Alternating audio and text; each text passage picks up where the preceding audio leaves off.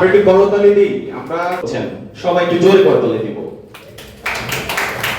মাঝে মাঝে কোনো বেতন খাওয়া যায় না, এখানে আপনাদের গুরুত্বপূর্ণ এবং যাতে ঘিরে এগুলো নিঃসন্দেহ মানে ভোটের উৎসব করে কামনা করি এবং তাদের উত্তরোত্তর সমৃদ্ধি কামনা করি। আবার কৃতজ্ঞতা জানিয়ে শেষ করছি। আল্লাহ হাফেজ। এটা আমরা চেষ্টা করি সেইভাবে হাঁটতে হবে। সম্পূর্ণ গণতান্ত্রিক প্রক্রিয়া এবং সক্রিয়ভাবে এটা চলুক।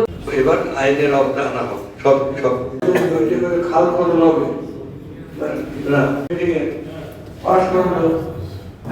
আমরা ঐক্যবদ্ধ বাংলাদেশ চাই এবং সেই বাংলাদেশে আমরা বাসযোগ্য বাংলাদেশ চাই। ওই যে নির্মল সেন বলেছিলেন যে আমি নিশ্চিত মৃত্যুর মানে গ্যারান্টি চাই, সাংবাদিক প্রখ্যাত সাংবাদিক, যে এখন আর মৃত্যু নিশ্চিত না, যাকে বলি তাকে মেরে ফেলে দেয়, উনি নিশ্চিত মৃত্যুর গ্যারান্টির কথা বলেছেন। তো আমাদের এই কাজ কঠিন হবে, কিন্তু কঠিনের বুকে আমরা ফুল ফুটাতে চাই, কঠিন পাথরের বুকে ফুল ফুটাতে চাই।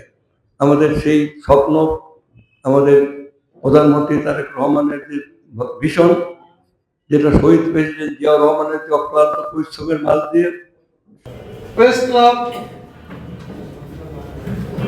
অত্যন্ত গুরুত্বপূর্ণ ভূমিকা রাখতে পারে সমাজে এবং তারা তা রেখে চলে।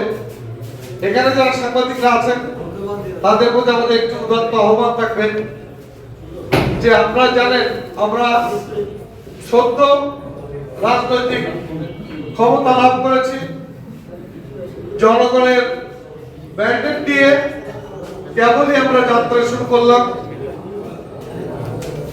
আপনারা আমাদের পাশে যদি এখনই সহযোগিতার হাত না বাড়ান তাহলে আমরা সামনে কিভাবে পথ চলব।